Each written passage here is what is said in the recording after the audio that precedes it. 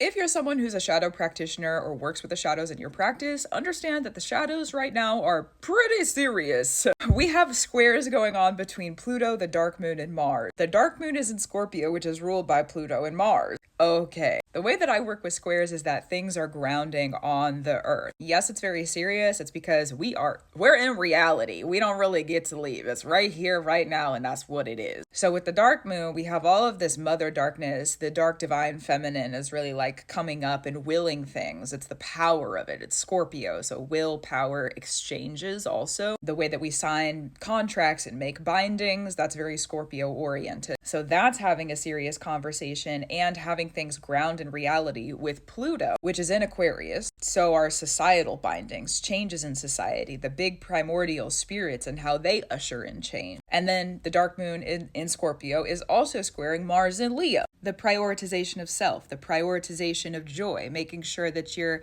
inner child is taken care of, that the child and parent relationships in your life are prioritized how they need to be for you. That Mars in Leo is actually helping to bring a lot of light into that dark moon that is in Scorpio right now, where the dark moon usually is just really, really dark, right? It makes sense. It makes sense. It is called the dark moon. Yeah, that Mars in Leo is helping to bring the sun influence into that space. And because we have shadows that are grounding in reality and being really grounded in that sort of space, especially with the dark moon influence in this, if you know that you have done the work to be grounded where there is shadow work, healing work, because shadow work and healing work, while they're similar, are definitely two different things.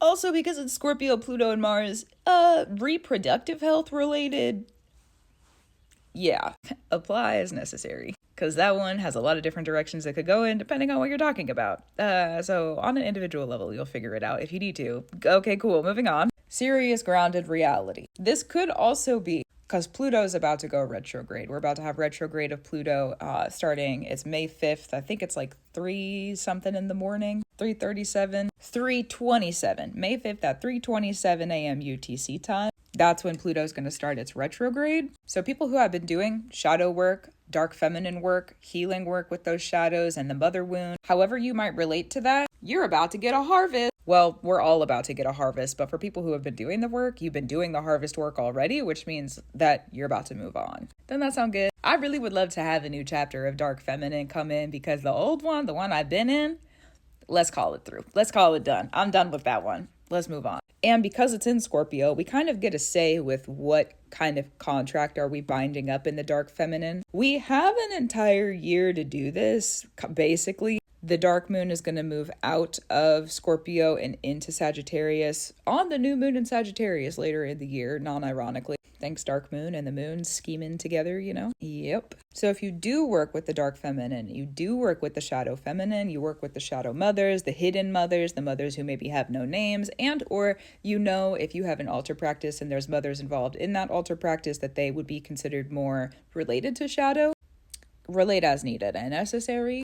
The reality check, things grounding in reality, right? This square that's happening between them, it's not going to last forever until the dark moon is done later in the year being in Scorpio. But because it's happening now, we do have things that are grounding currently. More than likely come Scorpio season, some of the stuff that's grounding right now is going to become relevant again. We also have a full moon in Scorpio this month. That's happening on May 12th. Get ready to have your eyes open. The peepers are peeping, okay? Not necessarily peeping Toms, just like keep your eyes peeped open. Okay. For clarity's sake, you know what I mean? And with the clarity that comes through with the dark moon and the secrets revealed, put up a shield. Just do yourself a favor. What's grounding in reality right now that is based on that dark feminine stuff, it is for you. You know how we say the For You page is for youing? Okay.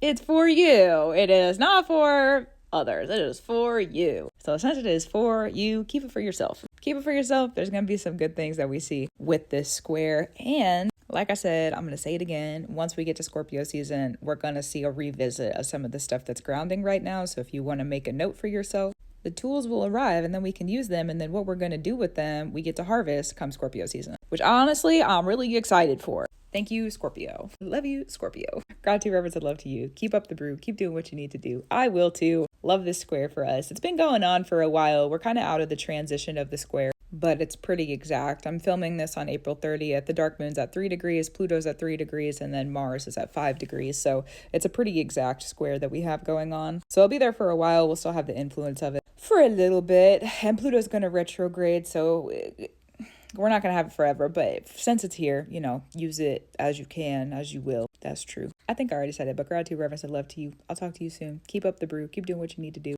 Yeah.